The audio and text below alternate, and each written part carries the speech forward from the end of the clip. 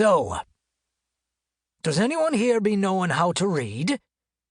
And there were some groans and cursing, and I realised maybe it had been a mistake to be killing all the educated officers.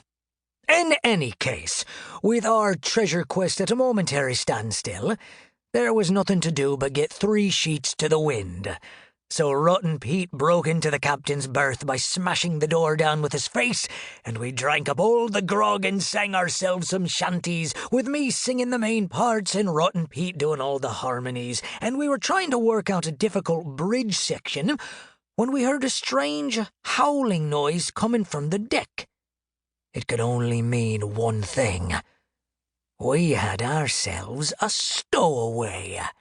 Now, me and Rotten Pete don't take too kindly to freeloaders, so as soon as we heard his yapping, we loaded up our pistols with the hardest bullets we could find and went up to blow the man down. The wailing was coming from a broken crate of sugar biscuits, and we were gearing up to blast the thing to bits, when some clouds parted aloft, and in the white bright moonlight, we could see 2 little eyes peering up at us. And that's when we noticed the stowaway be a little girl. She was smaller than a seaman's duffel, with a tiny freckled face and a scraggly mess of hair as wild as a clump of kelp. She wore the rags of a street urchin, and her body was smeared with crumbs and bits of sugar. She'd wandered on board from the docks, we guessed, to get at all the biscuits, and now here she was, stuck with us pirates at sea. Now, I expected her to cower at the sight of us because she be so small and we be so big and also we be pirates, but instead, when she saw us, her lips stopped their quivering, and she sniffled a few times and blinked away her tears, and then, very slow-like, she held up her arms, squeezed her chubby fists, and looked me in me eye and said, "Up?"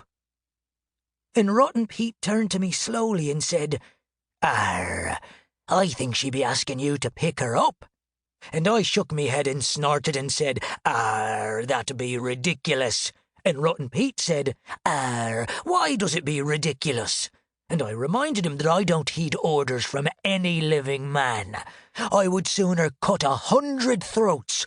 That be like one of me main things. And Rotten Pete said, "Arr, but it's not a man, it be a little girl." And I said, if he wanted to pick her up, that be his business. And he said, "Arr, then I guess I will be the one of us picking her up, even though I be having a hook hand and it be harder for me to be lifting things." And I knew he be trying to be passive-aggressive, but I did not say anything, because when he be doing that, I just be ignoring it.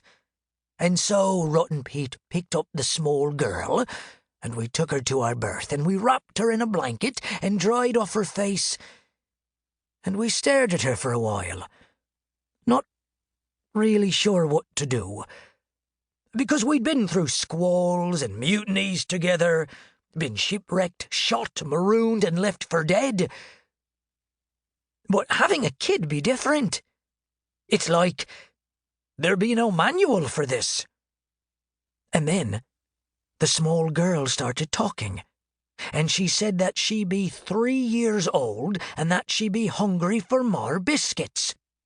And Rotten Pete pulled me aside and said, "Arr, what do you think? Should we be giving her more biscuits? She has already been eating a lot of biscuits today. Maybe we only give her half a biscuit and also be making her say please first?"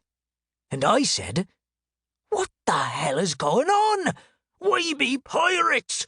We should just throw her overboard and feed her to the sharks." And Rotten Pete winced and said, "Arr, come on, we can't be doing that." And I asked him if he be getting soft, and he said, "Arr, no, I just be thinking, if we toss her overboard at night, the sharks will come, and they might crack the hull open with their fins." So I groaned and said, "Fine. She can stay aboard tonight, but there's no way she be sleeping in our berth." And he said, "Arr, then where will we be putting her?" And I said, "Arr, we can just stick her in the hold." And he said, "Arr, it be dark down there. She will be scared and scream." And I said, "Oh."